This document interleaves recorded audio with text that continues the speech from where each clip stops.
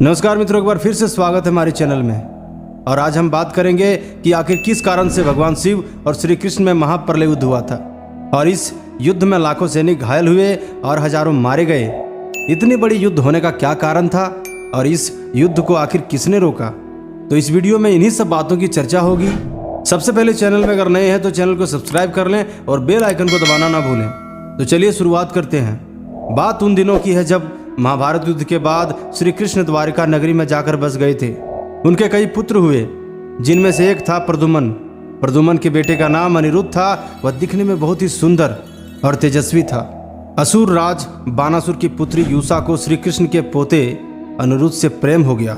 यूसा ने अनिरुद्ध का अपहरण करवा लिया। फिर दोनों ने गंधर्व विवाह किया।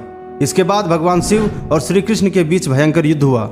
आपने तो यह जान लिया, लेकिन इन दोनों की प्रेम की शुरुआत कैसे हुई और भगवान शिव बानासुर की ओर से आखिर क्यों युद्ध लड़े, तो चलिए यह भी जान लेते हैं। हर कोई जानता है कि भगवान श्री कृष्ण विष्णु के अवतार हैं और आपको यह पता होगा कि भगवान विष्णु और शिव एक दूसरे के भक्त हैं।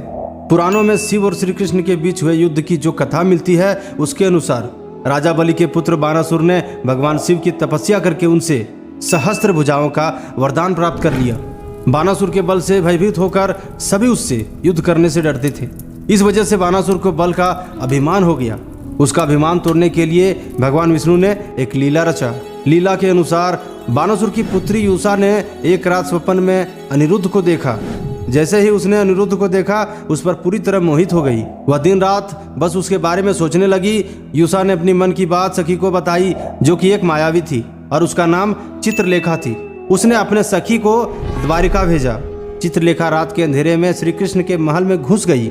अनिरुद्ध उस समय अपने कमरे में सो रहा था। चित्रलेखा ने उसे पलंग समेत उठाकर वहां से ले गई और उसका अपहरण कर सीधे हिमालय में ऊखीमठ के पास ले गई।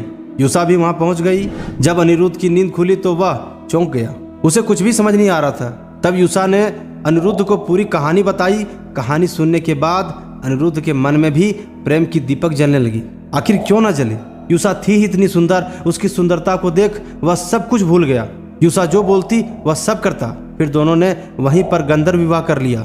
दूसरी ओर बानासुर को इसकी खबर लगी तो अनिरुद्ध को पकड़कर कारावास में डाल दिया।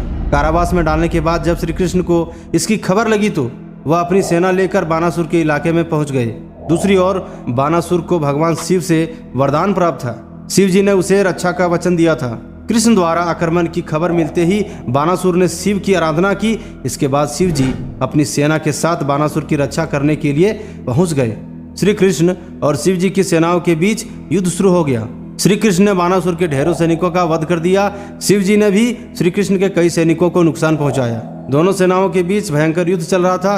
तभी श्री कृष्ण ने निद्रास्त्र छोड़ दिया। इससे शिव जी गहरी नींद में चले गए। श्री कृष्ण ने इसका फायदा उठाया और बानासुर पर ताबड़तोड़ वार शुरू कर दिया। शिव जी जब नींद से उठे तब उसने देखा कि बानासुर की सेना पूरी तरह खत्म हो चुकी है। इससे क्रोधित होकर उन्होंने ऐसा बाण चलाया जिससे चारों ओर बीमारियां फैल गई। इसके जवाब में श्री कृष्ण ने आखिरी शस्त्र चलाया जिससे सभी बीमारियों का नाश हो गया, मगर उसमें इतना तेज था कि संसार का खात्मा होने का डर पैदा हो गया। इससे भयभीत होकर सभी देवी देवता और तपस्वी गण ब्रह्मा जी के पास पहुंचे। उन्होंने इस युद्ध को तुरंत रोकने की विनती की। ब्रह्मा जी ने कहा कि वे इस युद्ध को नहीं रोक सकते। सिर्फ एक ही देवी है जो यह काम कर सकती है, वो है माँ दुर्गा। तब ब्रह्मा जी ने माँ दुर्गा को युद्ध शांत कराने के लिए भेजा। जब माँ दुर्गा युद्ध क्षेत्र में पहुंची तो सभी उनके समक्ष झुक गए। माँ दुर्गा ने बानासुर को समझाया कि उसने गलत तरीके से अनिरुद्ध को कैद कर रखा है। फिर जाके बानासुर ने अपनी गलती मानी और श्री कृष्ण से माफी मांगी। उसने अनिरुद्ध को अपने कैद से रिहा कर दिया और अपनी बेटी यूसा को उसके साथ खुशी खुशी विदा कर दिया। फिर श्री कृष्ण अपने पुत्र